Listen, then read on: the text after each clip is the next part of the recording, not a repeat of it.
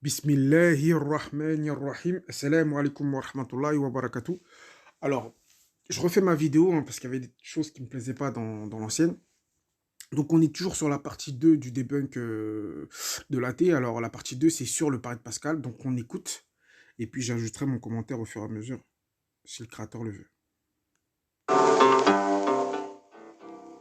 Le pari de Pascal se base sur une loi probabiliste mathématique qu'il présente sous la forme d'un pari. Proposition A, si Dieu existe, je crois en lui, j'irai sûrement au paradis. Si je ne crois pas en lui, j'irai sûrement en enfer. Proposition B, Dieu n'existe pas, je crois en lui toute ma vie, rien ne se passe à ma mort, je perds donc une petite mise, c'est-à-dire la partie de mon existence que j'ai passée à le prier pour rien. Et si je ne crois pas en lui, rien ne se passe non plus, je gagne donc une petite mise, ce temps passé à prier m'a été évité. Dit comme ça, croire en Dieu semble être une nécessité mathématique, car on...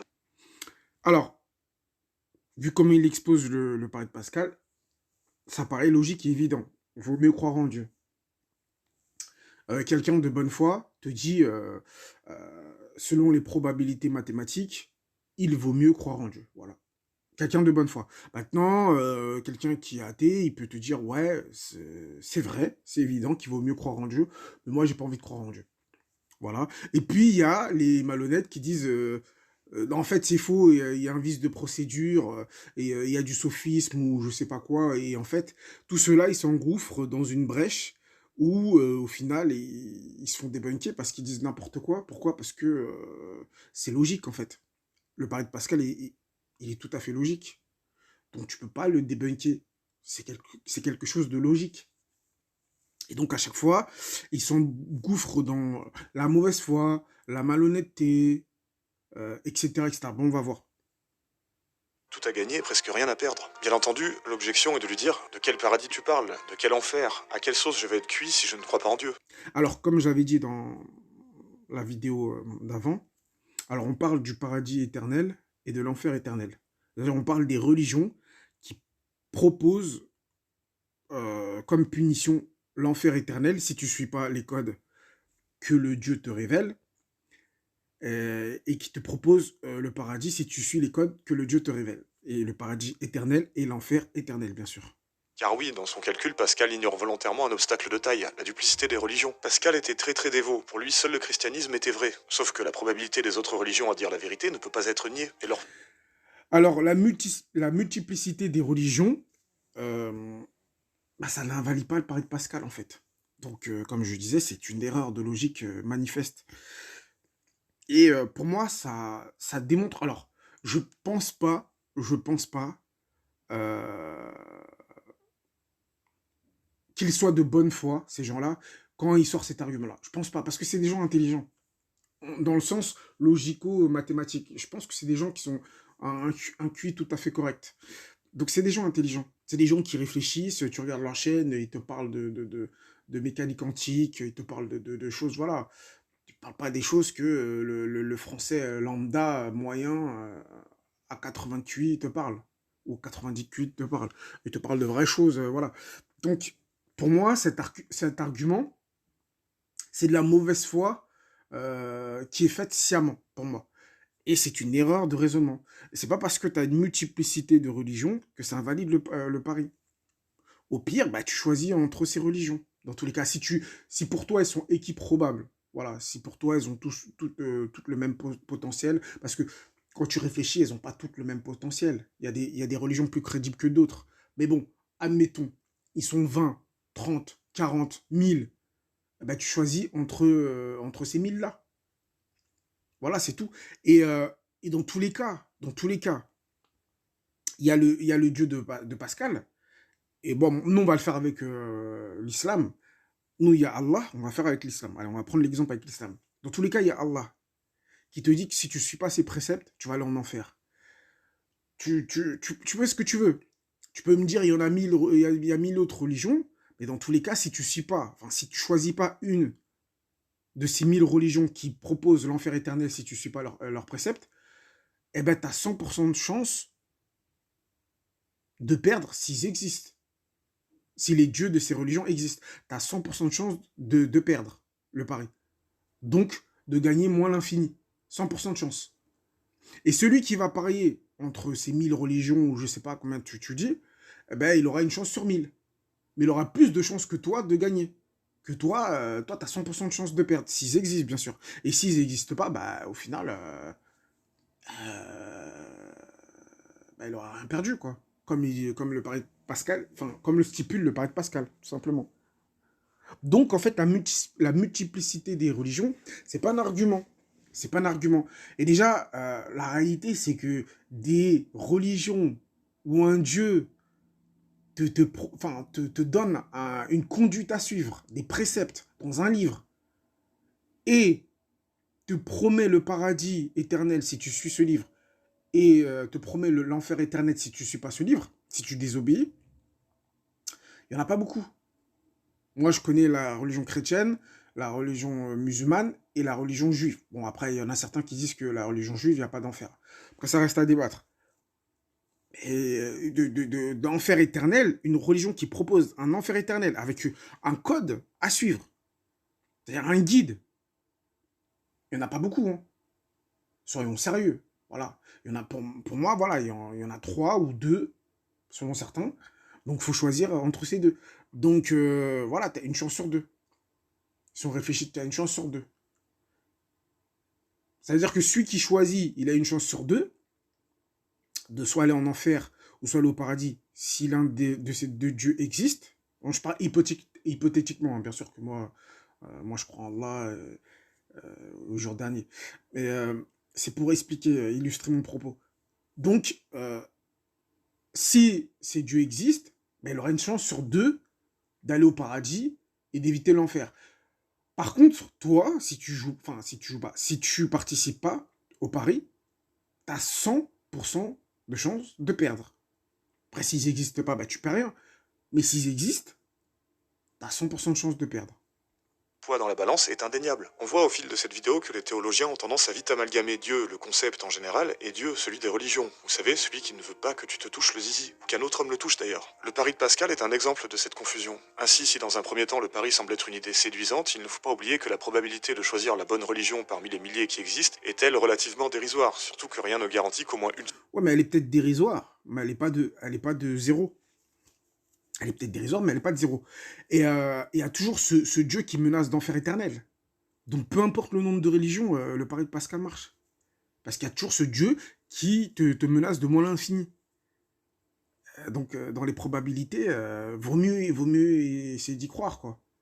Parce que l'enfer éternel, je pense qu'il n'y a pas grand monde qui aimerait y aller, à part les malades mentaux qui disent oui, si, moi je préfère y aller parce que si au paradis il y a des gens que j'aime pas, bah moi je préfère. Bon, bref, il y a des gens qui racontent, ils savent même pas ce qu'ils racontent, mais bon, bref. Et en fait, il y a, comme je disais dans la vidéo précédente, enfin que j'ai effacé, le seul moyen d'invalider le pari de Pascal, c'est de démontrer, de prouver par A plus B qu'il y a une infinité de religions. Voilà. C'est de démontrer par A plus B qu'il y a une infinité d'univers et qu'il y a une infinité de religions. Et je répète, dire qu'il y a une infinité d'univers, c'est vous tirer une balle dans le pied, les athées. Parce que déjà, d'une, vous croyez pas en vous croyez pas en la justice absolue, vous croyez en l'injustice absolue. Je donne toujours cet exemple-là de points de Godwin exprès, pour que les gens ils comprennent, ils percutent. Vous pensez qu'Hitler ne sera jamais puni pour ses crimes. Donc ça veut dire que tous ses crimes, toute son injustice qu'il a produit, elle perdurera, son injustice perdurera éternellement. Donc l'injustice absolue. Et imaginez que ces mêmes athées qui croient en l'injustice absolue pour ce monde-là, la Terre, etc., imaginons qu'il y a un multiverse, qu'il y a une infinité d'univers. C'est-à-dire qu'il y a une infinité d'injustice sur Terre. C'est-à-dire, en fait, vous croyez en l'injustice absolue. Donc, enfin, qu'il y a une infinité d'injustice dans tous les univers. C'est-à-dire que déjà, vous croyez en l'injustice absolue. Et donc, vous croyez que l'injustice absolue est infinie. C'est-à-dire qu'il y a une infinité d'injustice. Donc, dire qu'il y a une infinité d'injustice, c'est vous tirer une balle dans le pied parce que dans ce cas-là, à quoi bon sert de réparer les injustices? J'avais donné l'exemple du sac de billes. Imaginons que j'ai un sac de billes avec une infinité de billes. J'en retire 40 000, 1 million, ben, j'aurai rien retiré du tout. Et si j'en rajoute 40 000, 1 million, j'aurai rien rajouté du tout, puisque les billes sont à l'infini. Donc en gros, ça veut dire que ça sert à rien de réparer les injustices, parce que tu n'enlèveras rien. C'est comme si tu enlevais, je sais pas moi, une cuillère d'eau dans un océan infini. Ça n'a aucun sens. Vous vous rendez compte de la dinguerie que c'est de croire au multivers, c'est une dinguerie.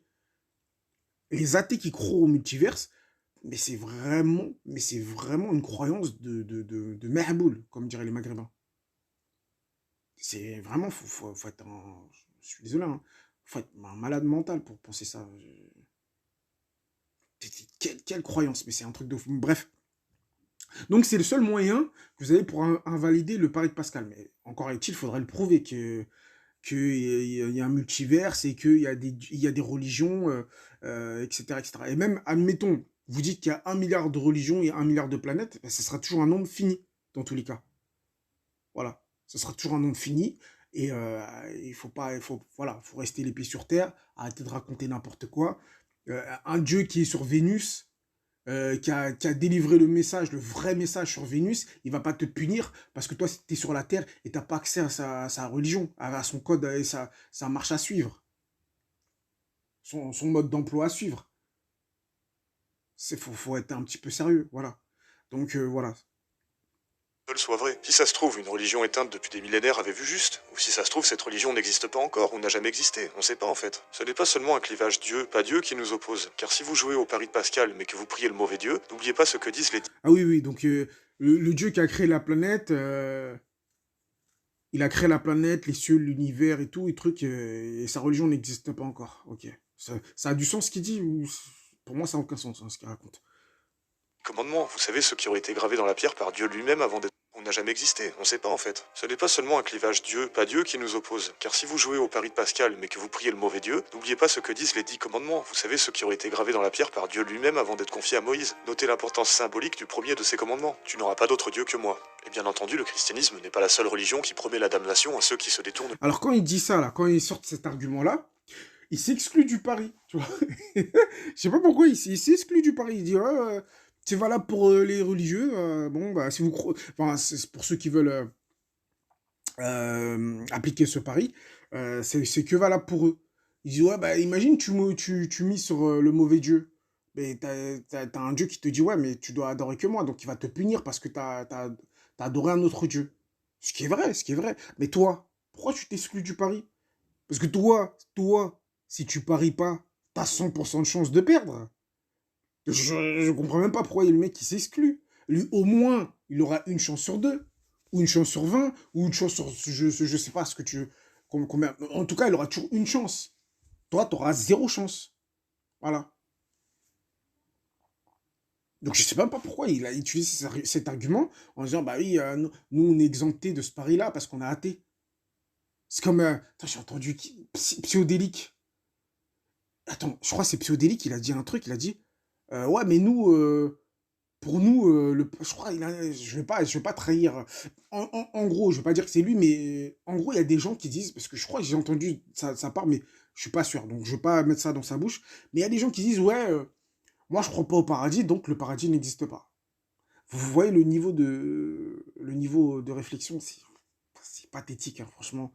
C'est, waouh, pfiou, on frise l'intelligence inférieure. Ah, franchement, c'est au terme d'intelligence, bon, voilà quoi.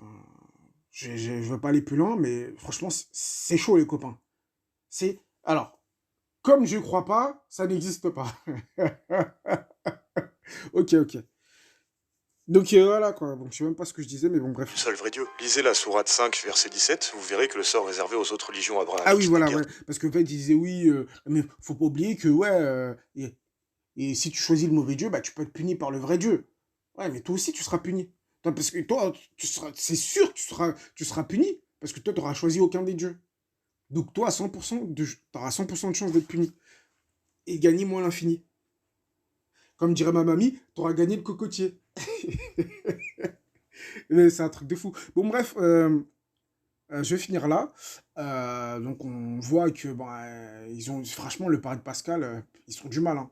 Ils ont extrêmement du mal. C'est pas ils ont du mal, c'est qu'ils n'arrivent pas et ça les embête. Ils en parlent tout le temps.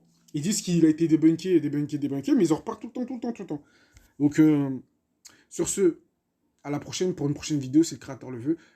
Assalamu alaikum wa rahmatullahi wa barakatuh.